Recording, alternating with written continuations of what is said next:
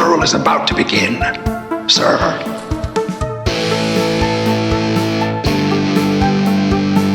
I think we just picked up Dracula. It's got a death curse!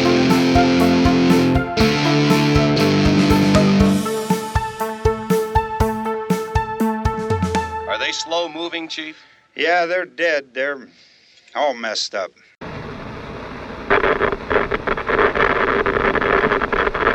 Welcome back to another episode of Never Not Horror Quick Cuts. I am Steve Clark. And I am Rich Hansel. And Quick Cuts is our off-week episodes where we get off the beaten path of doing a deep dive movie review and do something a little more casual. And so now that October is over, Stephen King September is over, we're back to a regular old normal month of November. With that in mind, we're going to pick back up on the series of episodes we started back in the beginning. So we are picking up the Horror by the Decades, and we are up to the 1970s. Woohoo! It's a good one. The decade I was born. Yeah, definitely some all-timers coming out of the 70s. So a lot of fun stuff to talk about there. We're going to get into that. As we do on Quick Cuts, before we get into our ranking, we're going to talk a little bit about what we've been into horror-related, what we've been reading, watching, etc. Rich, how do you feel that now that, well, as we record this, it's almost Halloween by the time this drops. Yeah. Halloween will be in the rearview mirror, and we will be into Mariah Carey Christmas season. Well, Bing Crosby at my house. Okay, yeah. It's sad to see it go, but it is. Halloween will come again. Yeah. And Halloween is all the time in my life, so it is mine too. Right. So it'll be fine. But yeah, so what have you been into? We've done some haunts. You and I went to a Land of Illusion. That was fun. It was a good time. I hadn't been in a long time, so it was all fresh to see. I didn't hit all of them. Did you end up hitting all of them? We only did one more after you guys left, so we went through 3 altogether. I think we went through 3 as well. I think Tina and the kids went through one more than I did. I was in the beer line while they went in. Yep. But yeah, they was good. Had fun with it. Yep. Drank some beer. Yep. Went to a Halloween party. Dressed up as the Penguin, kind of the DC Comics Penguin. Oh, yeah. Not the newer Batman one, but the kind of Burgess Meredith penguin, and my wife was Poison Ivy. Nice. I still haven't seen these pictures of the Grady twins. I got to get them out. I do have them now, so I'll show you off camera. We haven't. I have a lot of in my immediate family, a lot of birthdays in October, so really haven't had much time to do hardly anything. And then the grass hasn't been growing, so I haven't been listening to Audible books as much right now. Mm-hmm. But a lot of unboxing of horror figures still going on the YouTube channel. Yep. Other than that, man, just busy with life. I get it. What about you? I did. I think yesterday I finally finished Salem's Lot on Audible. It was like the 3rd or 4th time that I listened to it. But I wanted to bring it up because I know you just recently listened to it because it's a yearly listen in October for you. But one scene that really stuck out to me that I don't even ever remember registering before, and that's what's fun about revisiting books is you find things that you missed the first time, or for sure things that stick out more this time. But the scene, it's late in the book when it's after Dr. Cody died. Fell on the knife trap, and Ben and Mark are in town, and they find the sheriff Parker. He's wanting to get the Parkins, hell out of Gillespie town. Or whatever. Yeah, and he's just real weird talking to him, and like they try to tell him he's like there's this guy Barlow. And he's like vampire, isn't he?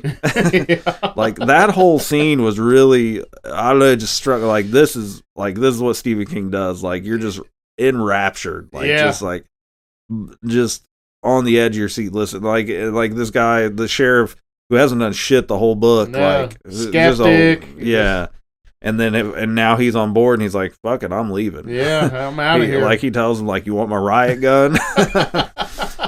don't know. It's a great book. I mean, I think it came in number 4 or 5 on my all-time top 13 Stephen King books, but really good stuff, man. It is. I love it. Yep, I'm a big fan. So I finally finished that because I stopped for a little bit. I was catching up on podcasts, but I finished that. Watching a few movies, not a ton. I think I burnt myself out watching Halloween movies for the last Quick Cuts episode. But Hell House LLC Lineage comes out on the 30th. Yeah. So in 3 days. So I'll be able to watch the new Hell House movie. I cannot wait for that. I've heard mixed reviews, but I'll be my own judge because I love that movie more than most people do. So yeah. Can't wait to watch that. So that's the next big one. I won't talk about it now, but I did watch a movie from the 70s that I'd actually never seen before in prepping for my list to see if it was going to make it or not. So when we get to it, I'll tell you about that one. But pretty much it, man. I'm trying to get back to writing a little bit. I haven't done that in a hot minute. Really, all year I haven't written very much, so I'm trying to get back to that. I got a few things in the works. I'd really like to get back into the swing of maybe 2 or even 3 releases next year. Wow, yay! Since I didn't release any this year. So awesome. I got some plans, but I got to get moving. So trying to get it going here as things start to settle down. Soccer's over, so things are going to get slower schedule-wise for me. So, but yeah, I mean, I think we're in that melancholy stage of Halloween's almost here, spooky season's almost over, and even though it never ends for us, this is a special time of year. So, yeah, that's about it. So, horror by the decades. We started with the 20 teens. We're back to all the way down to the 70s, given our top 13. Again, these are our favorite 13 horror movies from the 70s. Doesn't mean we think it's the best. If we haven't seen a movie, then it's not going to be on the list. Doesn't mean it wouldn't have made the list. There's even some that I have seen, but I just don't remember that much about it that I left off, that I didn't get to go revisit. Yes. Refresh my memory on how good or bad it was. So, interestingly enough, when we did the 80s before we got into our September and October themes, that was definitely the hardest one to do. I remember saying then, the 70s is going to be just as hard. Turns out for me, the 70s was not at all what I expected. I have learned upon digging into this that there are a shit ton of 70s horror movies that I've never seen. Tons of 70s horror movies. My list of options wasn't that big for the 70s. In my mind, it was so hyped up because some of my absolute favorite horror movies are from the 70s. But when I got down to it, there wasn't a lot. Wow, I haven't seen that or that. Yeah, exactly. So, so I think my list is going to be a little straight-laced this time around because, basically everything on it is pretty big. There's no real hidden gems on my list because I haven't seen a ton. I've realized from doing this, I need to watch more 70s horror. But yeah, we'll get into that. So the way we do this, we'll count it down from our number 13. We'll do some honorable mentions at the end. Oh, before we get into it, I wanted to ask, we have included some adjacent categories like horror comedies and stuff like that. I guess it's up to each of us if we want to include it or not. I ask for a reason. I guess it'll be a game time decision here, I guess, if I want to include that as a horror movie or not. But all right. So I believe the last time I went first. So we'll get right into it. Give you the honors. Starting at number 13. What is your number 13 favorite horror movie from the 1970s? Mine is from 1972, and it is Tales from the Crypt. Ooh.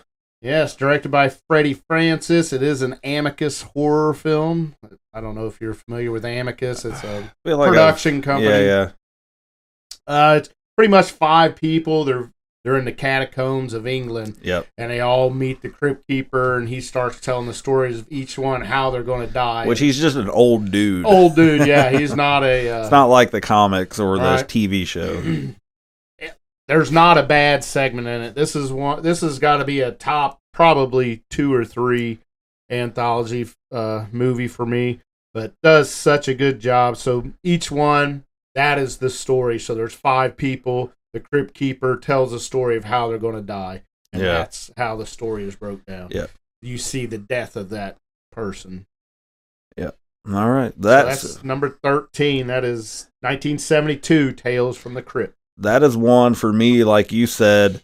I've seen it, but it's been so long that I couldn't put it on my list because I don't remember hardly anything. Yeah. So my number 13, I'm going to do something interesting here with my number 13. Oh.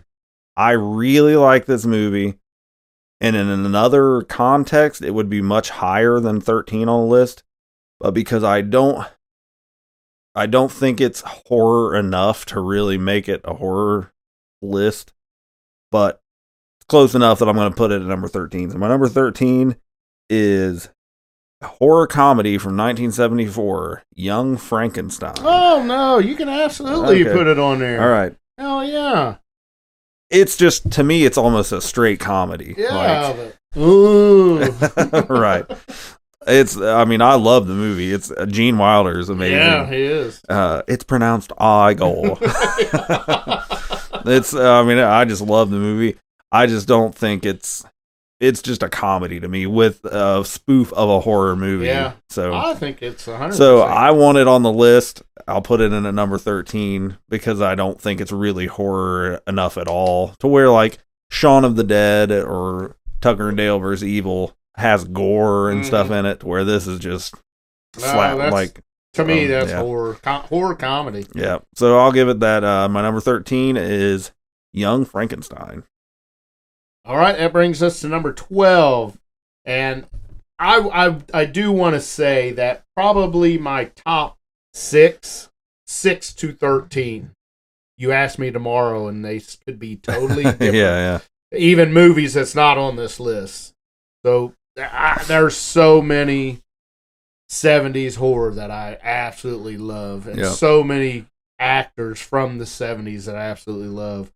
But so keep that in mind. Tomorrow you ask me. Yep. It may be different. Get it. So number 12 on my list of top 70s horror movies is The Town That Dreaded Sundown from 1976. Charles B. Pierce directed it. It's loosely based on a true story about the Texarkana moon killer. Yep. And they called him the Phantom Killer, 1946. So it's based on that. They never did catch the killer, and you do know that, and that's how they made that. That's how they made that remake. Yeah, not remake, but kind of a. Yeah, it's.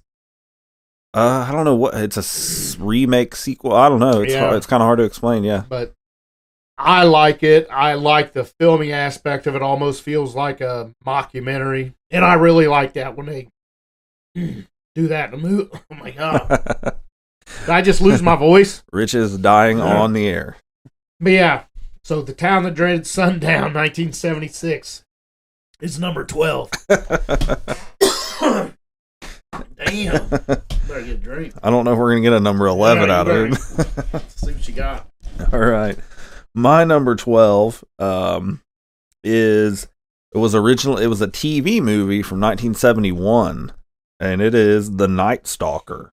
Oh, are you familiar with The Night Stalker? I am, but I have not seen it in a long time. So there's The Night Stalker and The Night Strangler, and then it launched the show Kolchak the Night Stalker. Yeah. And Kolchak is played by Darren McGavin. Yeah. There you go. Most famously to me for playing the old man in The Christmas Story, which is one of my 3 favorite Christmas movies of all time. Oh, mine too, easily. Yep. Yeah. But yeah, The Night Stalker, I like I haven't seen the whole series yet, but I've seen a few of it and I like it a lot, but I just really like him as an actor. The vampire story's cool. It's cheesy 70s, but I like it. I'm going to have to revisit that. So my number 12 is The Night Stalker from 1971. All right, here we go. Number 11. This is a very good one. I wanted to put it higher, but you struggle with the ones that you already got in your spot. You're like, I can't take that out. Can't take. but man, it could so easily be right there in the top, probably 4 or 5, and it is 1974 Madhouse with Vincent Price. All right. Absolutely adore Vincent Price. He may be my favorite actor of all time. Doesn't have any of my top 5 favorite movies of all time, probably. Just consistently But good. I love his acting style. I love that he was such a nice guy and everybody loved him. I love that his dad or his grandpa invented baking soda and he turned out to be a gourmet chef. Vincent Price is a gourmet chef. I didn't know that. That's amazing stuff. He did such a good job and was beloved in the industry. Him and Peter Cushing and Christopher Lee, like best friends, and Boris Karloff. It's amazing stuff. But I love Vincent Price, and Madhouse is directed by Jim Clark. Hey. Not that Jim Clark. Not the one I know. So Vincent Price plays a guy named Paul Toombs who has a show. He's an actor, and he has a show called Dr. Death. And he plays Dr. Death. Well, he's getting ready to retire. He's coming out for one more show. Well, there's some money stuff going on. It's kind of a horror mystery in Dr. Death's show, in the not the real movie, but the fake movie. A beautiful woman always gets killed. Okay. And he gets to kill a beautiful woman in his movies. So all of a sudden, beautiful women start coming up dead, and they're trying to pin it on Paul Toombs, Vincent Price. Yeah. And is it really him? Is it not him? You never see the killer's face. You just see his hands. So you're left wondering until the big ending. Is it Paul Toombs or is it somebody else? But it's very good. Really good mystery. Vincent Price is, perfection. I love him. I love him. So number 11 is Madhouse 1974. All right. Well, that is another one not on my list because I've never seen it. I highly recommend I will. All right. My number 11 is one I know is going to be on your list at some point. It is from 1977, The Hills Have Eyes. My number 11. So this one is the one that I teased.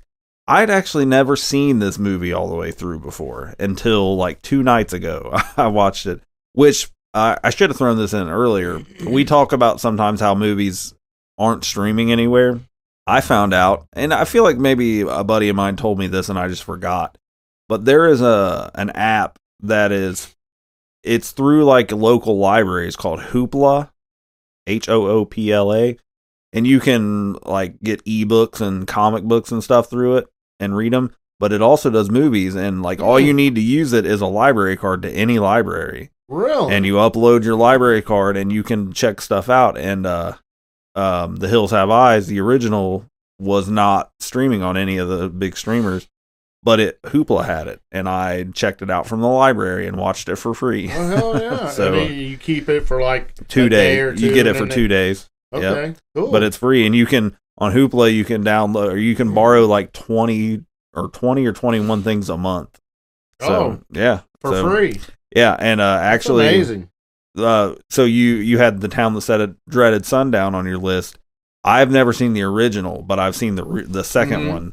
But they had the original on there too, so I checked it out, but I didn't have time to watch it before we recorded, so that's not on my list either. But anyway, The Hills Have Eyes is my number 11. Super. I mean, it's very gritty 70s. It is. It's right up my alley. Yeah, very. The dude, the bald-headed dude, is sort Michael of legendary. Berryman. Yeah, he's a legendary guy. Dee Wallace. Right. I did not know Dee Wallace was in it, and I'm becoming a Dee Wallace fan. Like, she's tough. Prior to doing this podcast, I knew her from Cujo, and that was it. Yeah. But now I've seen Howling. Cutest Little Werewolf You Ever Saw, and then now I've seen her in The Hills Have Eyes, and it's like, man, she's so I didn't know that, but good movie. I want to watch the remake again now and see how that goes, because I've never seen the remake either. If you haven't seen the original, the remake isn't as good. So now that you've seen the original, you'll like the remake a lot better. Yeah, I really liked it. I mean, I liked it enough to put it in my number 11 spot. So The Hills Have Eyes from 1977. All right, we are to our top 10. Top 10. And my number 10 is one that we covered on a Never Not Horror deep dive. Okay. And I gave it a 3.5 howl, so imagine anything above this is going to be over 3.5 howls. Right. So, and 3.5 is very, very That's good. That's a quality list. And this is number 10. It may ruffle some feathers. I know I'm what it sure is. It's going to I be know what number you're gonna one say. on a lot of people's lists. But there's only 9 movies, in my opinion, better than that from the entire 70s. Yep. And it is 1978's Halloween. I knew what you was going to say. John that. Carpenter directed. I do like this movie. I watch it every spooky season, usually in October. But it is what it is. I mean, we've talked about it on our Halloween franchise ranking. Episode 2. Plus and our, that, and I do love it. It's great. It's probably one of the greatest horror villains of all time, Michael Myers. Yep. But number 10 is Halloween. All right. Brings me to my number 10. And we are going from 1979, another TV movie. We are going, number 10 is Salem's Lot. Oh, yeah. Very creepy. Really well done adaptation. Like we said earlier, I just finished the book for like the 3rd or 4th time. Makes me want to go back and watch the movie again. Mm-hmm. There are 2 more adaptations of it.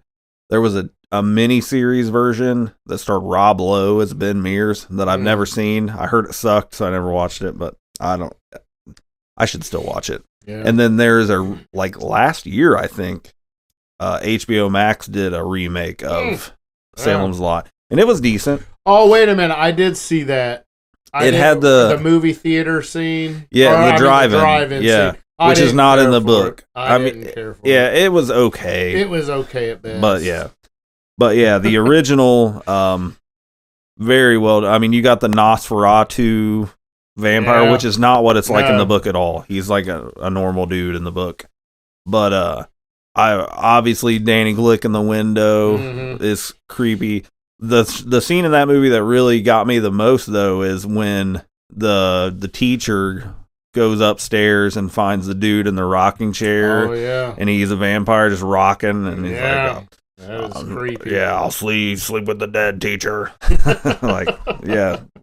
Really good version. It's a slow burn, very 70s, but if you like the book, I think that's definitely the adaptation to watch. So my number 10 is Salem's Lot from 1979. All right, number 9 on my list is 1971, early in the year, and it is The Abominable Dr. Phibes. All right. Robert Fuest directed, and it, of course, stars again Vincent Price. So he plays Anton Phibes, and he goes on a revenge killing spree for the death of his wife, who died on the operating table. So he's going after doctors and nurses. Okay. And it is a comedy horror. It's very funny. A little dark. It's dark and but he kills these doctors and on basis of the 10 biblical plagues of ancient Egypt. And inspired by those. So it's really good. I love it. Again, Vincent Price. I can't say enough good things about Vincent Price. I have not seen enough Vincent Price. This probably wouldn't be a top 5 all time because Vincent Price, was big in the 50s and 60s. There are 2 Vincent Price movies. 100% will be on my favorites from. One of them's for sure 50s. The other one might be 60s, but they're both on my list for sure. I absolutely love him, and he just does such a good job. And he's later in his career. Yeah. But just does such a good job. And he can't talk. He lost his voice because he was in an automobile accident. Not Vincent Price, but the character Anton Phibes. Yeah. And so everything you're hearing him speak is his thoughts. Yeah. And it's just really good, really well done, and I love it. So number 9 is The Abominable Dr. Phibes. All right. Another one I need to watch. I haven't seen it. So my number 9 is going to be the first time we cross over. If he ruffled your feathers, I'll ruffle them a little bit more. My number 8 or number 9 is Halloween from 1978. Again, what Rich said is right. I mean, it's a classic for a reason. It's a good movie. It's well above average. It's just not my all-time favorite. I mean, there are 8 movies ahead of it on my list that I would rather watch than Halloween. So, definitely give it its respect for what it is and what it became. But sure. And it made my top 10. It's number 9 on my list. So Mike Myers and Halloween from 1978 is my number 9. All right, number 8, I'm going to go. You've mentioned one Wes Craven movie already, and I've got another one right here. It's not the same one, though. I've got number 8, 1972, The Last House on the Left. Okay. Wes Craven revenge movie. This is just brutal. Some girls go looking for some marijuana, and they're in the city, and some guys that broke out of jail say, hey, yeah, we can get you some marijuana, drive them out to the woods and rape and murder them. And little they know, though, this group of thugs goes to the last house on the left, which happens to be one of the girls' parents. And they get the revenge on them. And it's very gruesome, very hard to watch. Yeah. If you're not in, my wife will not watch it. My wife hates anything that has to do with rape. Yeah. And children, too. But I don't have any problem watching them. I love don't say I love rape. Yeah, I don't love rape. I don't mind. It doesn't bother me. Right. It's not the same in our last episode. Like the kid print episode bothered me because it's like kids getting tortured. Yeah. So like different things for different people. Like I just don't enjoy. Right, but I'm with you. I'm on the same. Like a rape scene doesn't like cancel a movie for me. Like, I mean, it has to be done tastefully, as tastefully as it can be, but and this being a revenge movie, movie, you have to have it. At like, the end, that is the plot. You're like, fuck yeah. Yeah, like you want these guys to pay. Yeah. So number 8 is Last House on the Left, Wes Craven's 1972. That is one I've seen the remake, but not the original. The remake is messed up too. Yeah.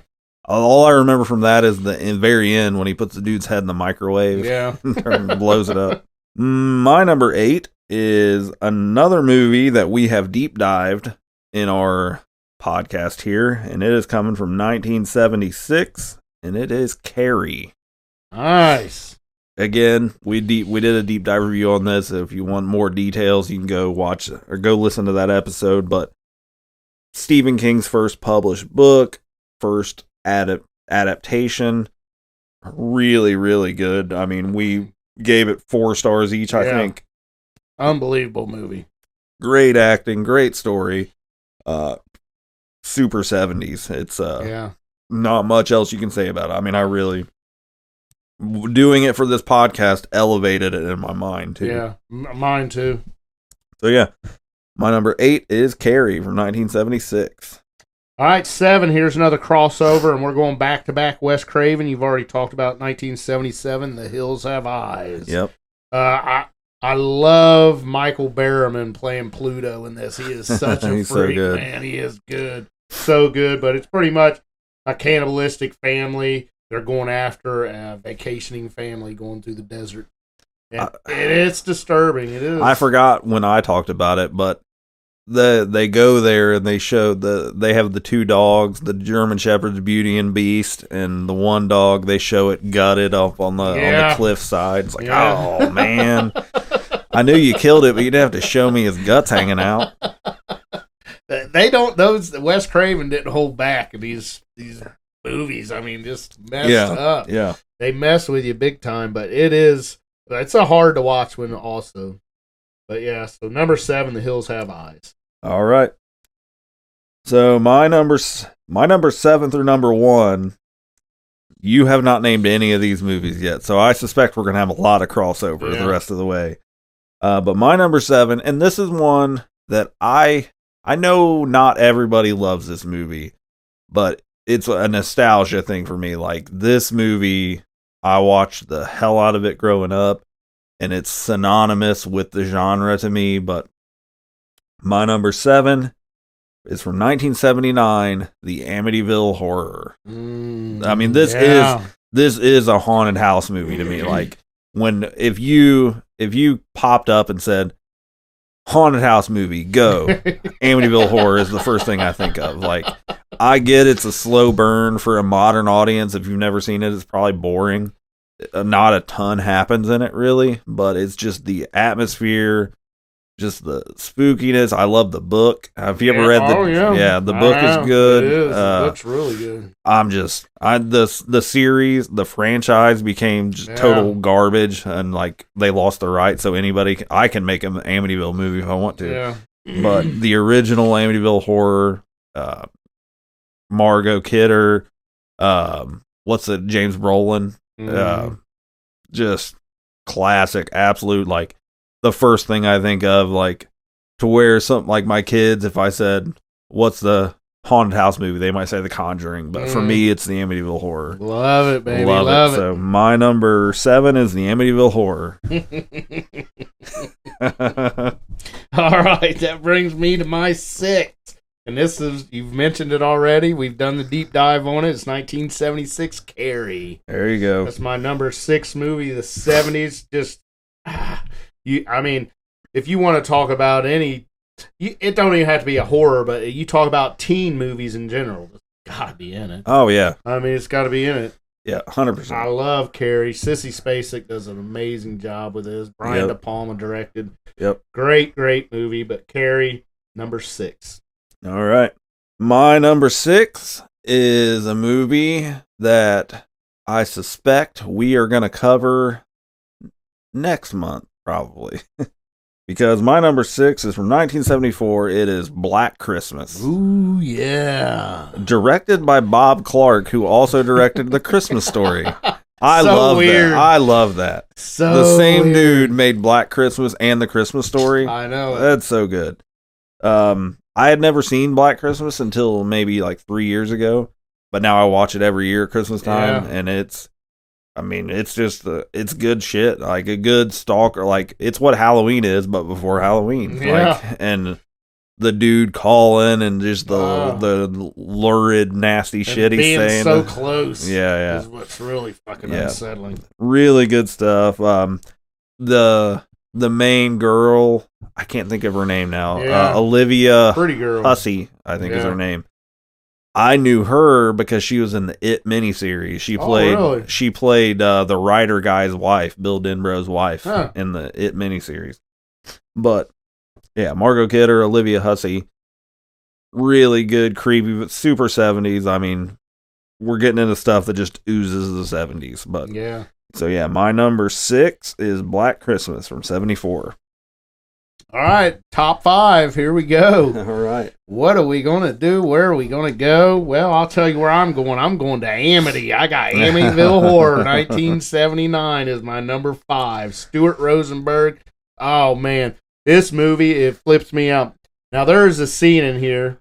You mentioned James Brolin in this movie. When he's chopping wood and Margot Kidder comes home from the grocery store and she drops the groceries and you can see he's starting to get the little bit and I'm like, oh bitch, you just dropped it. And you see it in his face. He does such a good job. I'm like, oh man, she's dead. She's dying right now. Yeah. And he finally comes to, but I mean, just his look and that anger he had in him, it gave me chills watching it. I'm like, my God, such a good actor. I think very underrated actor. Yep. James Brolin was awesome. Yeah. But that scene right there, really, it's just a really good Rod Steiger playing the priest coming in to bless the house and right.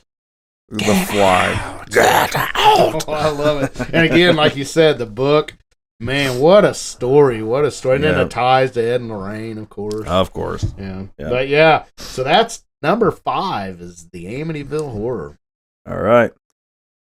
We're into my top 5 now. And this one, maybe might ruffle feathers because it's not higher, but it's my number 5. And it is going to be from 1973, The Exorcist. I mean, it's the gold standard for exorcism movies. Every exorcism movie ever stems from The Exorcist. Linda Blair, does an amazing job. And I know a lot of the stuff wasn't her, but like just what she was good. Super eerie story for the time. It was wild. I mean, it's not that shocking now, but for 1973, yeah, for sure. I've read the book. I enjoyed the book. Yeah, I mean, it's an absolute classic for a reason. A lot of the stuff that came later doesn't exist without The Exorcist. So. Correct. Yep. So for me, number 5 is The Exorcist. All right, my number 4, I'm echoing The Exorcist, 1973, William Friedkin. Again, yeah, I love this. I think it could be one of my favorite scenes in any horror movie is in the very beginning when he finds the idol, the little statue, and he's on one cliff pillar thing, and that's on the other, and you're having the standoff. You can see it. I mean, it's right there, the demon against the priest. I love it. Every time I see that, I'm like, God, it's got to be one of the greatest scenes in a horror movie. It gets me pumped up for the rest of the movie, and it just goes in. I love it. I absolutely love it. Great movie, The Exorcist, number 4. Nice. All right, so that brings me to number 4. And at this point, I can make a note. So you only have 3 movies left, and you haven't said any of my top 4. So that means that one of my 4 favorite movies from the 70s is not on your list at all. Ooh. All right. And it's going to either be this one or the next one. Okay. I think. So my number 4 comes from the very end of the decade, from 1979. It is Phantasm. Solid movie. Okay. I love it. Maybe that's the one. I get the story doesn't make a whole hell of a lot of sense, but just the imagery, the tall man is scary as shit. Boy. Throwing those caskets around. Like right. Nothing. The scene where he's walking down the sidewalk and he walks by the ice cream truck and he stops and like smells the freezer dust, and man, it's a weird movie. The balls drilling holes in people's skulls, but I love it. I love Phantasm. So yeah, it's a weird movie. I wouldn't probably recommend it to everybody, but for me, number 4 favorite 70s horror movie is Phantasm. All right, here we go. Top 3. This one here this might ruffle your feathers a little bit. I love this movie. It's probably the greatest zombie movie of all time. Okay. And when I say ruffle feathers, it's probably because you would think it should be higher on my list. No, that's fine. Yeah. That's fine. But it is Dawn of the Dead, 1978, George Romero. Yep. Great movie. Great acting, great characters. Nothing is wrong with this movie. The special effects, amazing. Tom Savini. Amazing special effects. Just a perfect zombie movie. I agree. Number 3, Dawn of the Dead, 1978. All right, my number 3 also comes from 1978, but it's not Dawn of the Dead. Uh-oh. My number 3 is Invasion of the Body Snatchers from 1978. I love this movie. Man, it's sci-fi horror, pod people. You got Donald Sutherland, Jeff Goldblum. Man, the ending of this movie may be my favorite ending of any movie ever. Yeah. When the girl finds him and she thinks that he's okay, he's not turned, and she runs up to him and he's like, it's so good. Yeah. Just a suspense, like dread building, paranoia. I love it. I read the book. It's Jack Finney wrote the book, The Body Snatchers. So and the book's it's more or less, I think it was written in the 50s. Yeah. I love Donald Sutherland. He's one of my favorite actors too. Yeah, that I use the meme, like you can use like a GIF of the Donald Sutherland doing the point and the raw at the end of the movie. I use that sometimes because I love the movie. Like it's another one I didn't watch growing up, but I watched it, I don't know, maybe 5 years ago, and I was like, man, this movie's fucking awesome. Yeah. I know I think there's a remake from the 90s maybe that I've never seen, so I don't know how that holds up. But Yeah.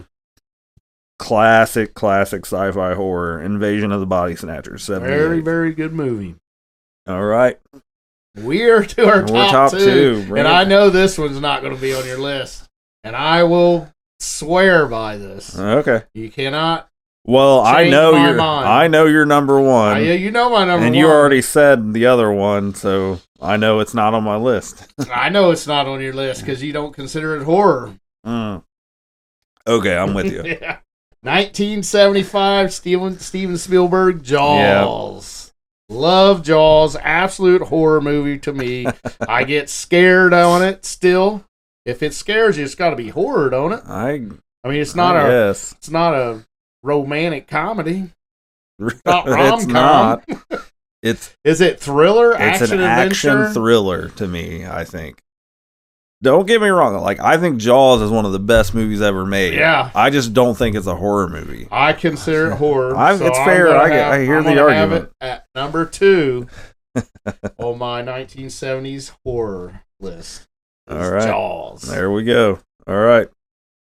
Well, my number 2 is your number 1. It is from 1974. It's the Texas Chainsaw Massacre. Oh. We did the deep dive on it. This is a great, perfect movie. 5 howls from us, both of us. I mean, just gnarly. I can rave about it all day.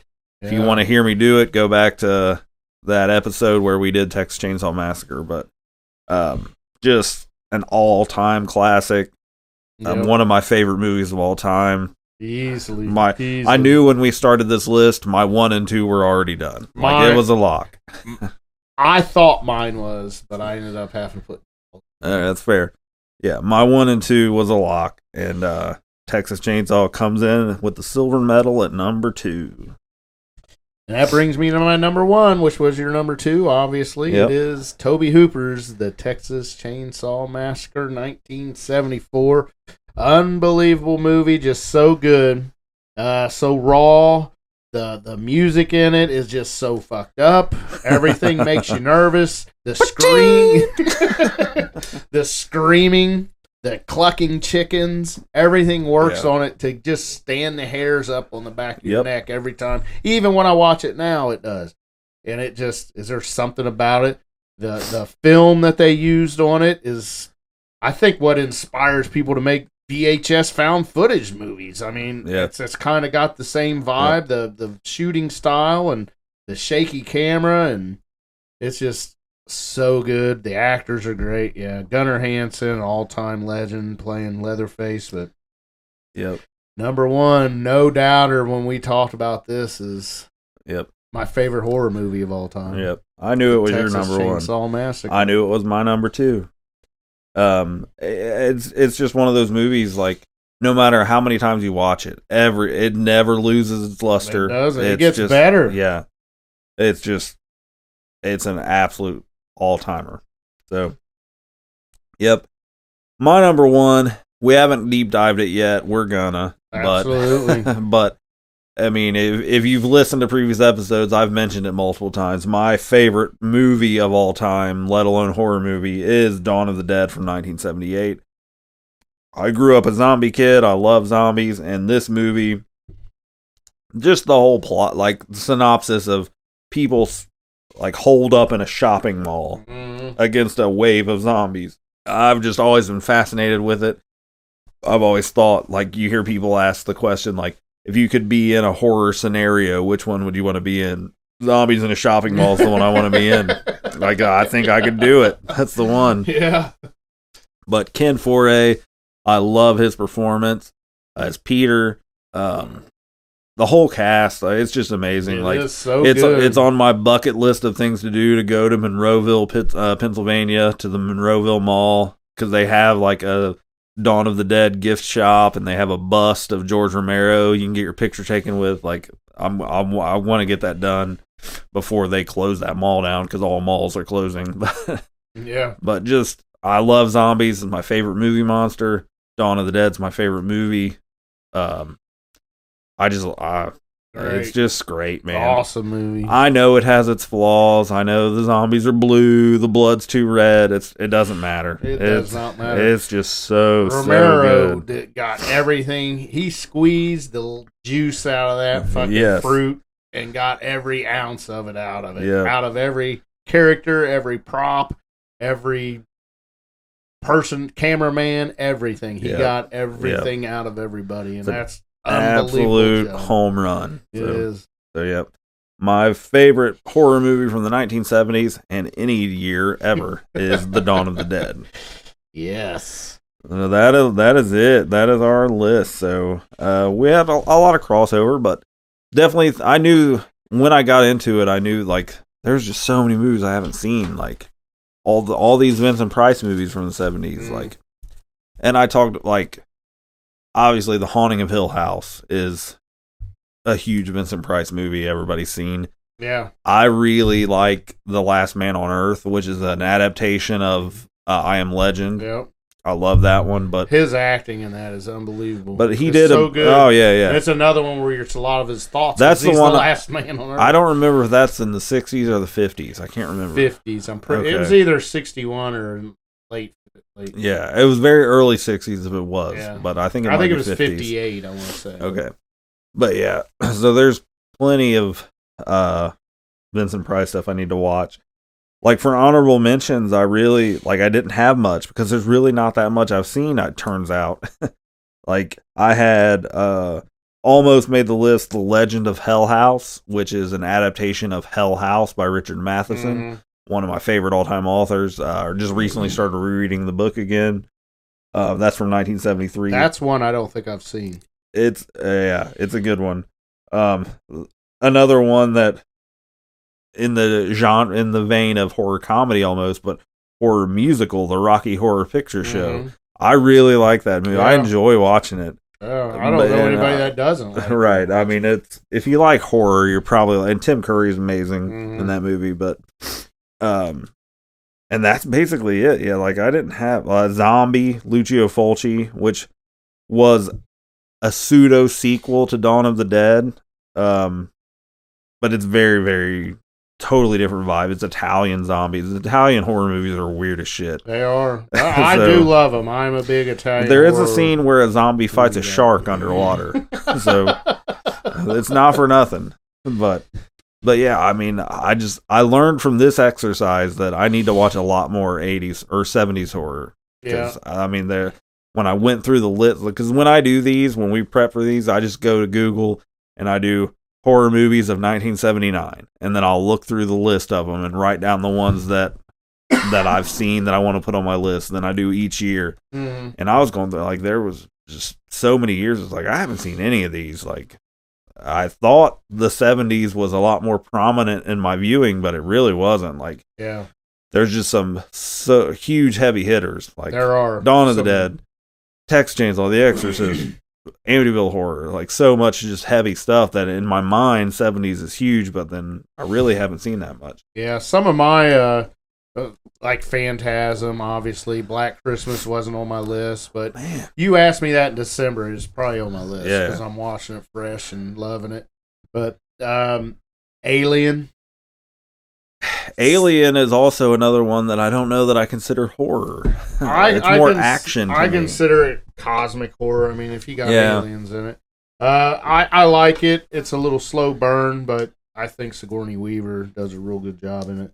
But some other ones that could be on the list tomorrow, if you ask me, would be The Scars of Dracula with Christopher Lee playing. And that is so close to being like our novel with Bram Stoker's novel. That's probably the closest. I don't know. There's another Count Dracula. Also, Christopher Lee plays him, and he's even got the mustache. I mean, they put in Bram Stoker. So both of those are really good. A one that I watch a lot is The Legend of Boggy Creek. It sounds silly, but I've never seen it. I know it's like legendary Bigfoot movie. And one that I wanted to touch on because there's a Netflix show on about Ed Gein. I think it's called Monster. Yep. Story of Ed Gein or something. Well, there's another one, and they changed the names, but there is a guy at the beginning of a prologue where he says this is based on true story, and we've changed the names to protect the innocent, and so make sure we do not, give the killer any kind of praise or make money off our movie. But it's called Deranged, and it's from the 70s. It's from the 70s, and it is Ed Gein's story, but it's the guy that is in what's it called? Christopher Columbus directed it. Christmas movie with the little kid. Home Alone? Home Alone. Are you serious? You couldn't remember Home Alone? Yeah, I couldn't remember. I'm half drunk here, Steve. It's Home Alone. The guy that was shoveling snow plays Ed Gein's part. Oh, wow, okay. Yeah, that old guy. And he's young, though. He's younger than this. Not real young, and he does such a good job of Ed Gein. I mean, it's creepy to watch. It's called Deranged? It's called Deranged. All right. But that's a really good one. I watched it again to rewatch it to do this podcast, and it's just outside of my top 13, but it's one that's definitely worth watching. I wanted to watch, because I hadn't really seen them all the way through, at least. I wanted to watch the original Town That Dreaded Sundown, which was on your list, and I wanted to watch there was a few, like The Wicker Man. The Wicker Man is a really, really slow burn. It's not for everybody. It's folk horror. Yeah. It is a good story, but it's just so slow. There's a couple other George Romero movies from the 70s that I've actually never seen. Martin is a vampire movie I've never seen. Season of the Witch I've never seen. I love Season of the Witch. That's one that was almost on mine. Okay. All right. And I love when they play The Crazies. The Crazies, yeah. That was on my honorable mention. Yeah. So Season of the Witch is definitely worth watching. Okay. It's a girl she's married to a salesman. Like I can't even if he was an encyclopedia salesman or something where you had to go back in the day door to door. Yeah. So she's left home all the time, and she meets this lady that gets her into witchcraft. And one of the great scenes in horror movie history is when she's shopping for her spells and they're playing Donovan's song "Season of the Witch," and she's just going through checking out this witch's story, and I definitely do. I mean, as much of a George Romero fan as I am, there's no excuse that I haven't seen some of the movies. So. Yeah, a lot of Suspiria. That one I've never seen that. It's or the remake. Yeah, it's not that good. I know it's a number one on a lot of people's list out there. I know it's popular. Yeah, I'm not a big fan of it though. All right. Well. So yeah, that's our top 70. I mean, what I expected, a lot of heavy hitters. You had some different stuff. I figured you'd have a little more range than I did on the 70s. So, and when we do 60s, I'm gonna have to research a little bit.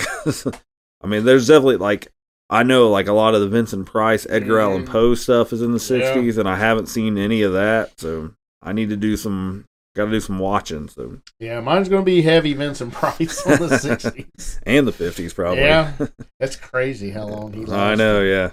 All right. Well, so next episode will be our deep dive review. It'll be Richie's turn. Do you know what you're picking yet? I don't. Okay. All right. Well, we haven't talked about it yet. We haven't talked about it at all. So there's no theme now. So we're back to just whatever we feel like reviewing. So I'll tease it on the interwebs, since Rich doesn't know right now.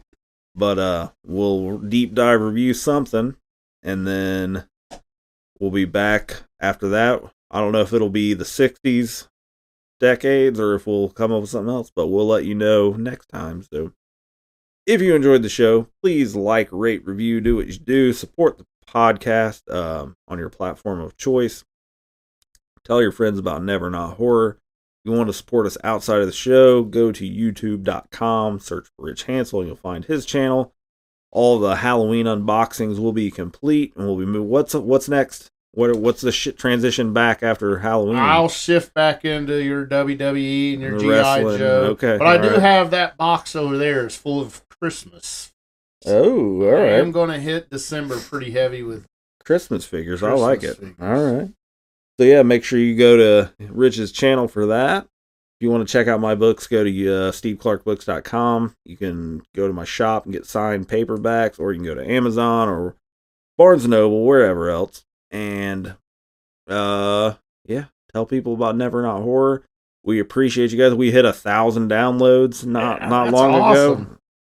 Really enjoy the support. I mean, feel like we've got a core of dedicated listeners, so we're just going to keep on growing. But it's been it's been fun to do this. I'm enjoying it. So we're going to keep it rolling. And so yeah, next week Rich is going to pick a movie, and I'll tease it on Facebook. But whatever it's going to be, come back and see us, because whatever it is, it's never not horror. Oh yeah.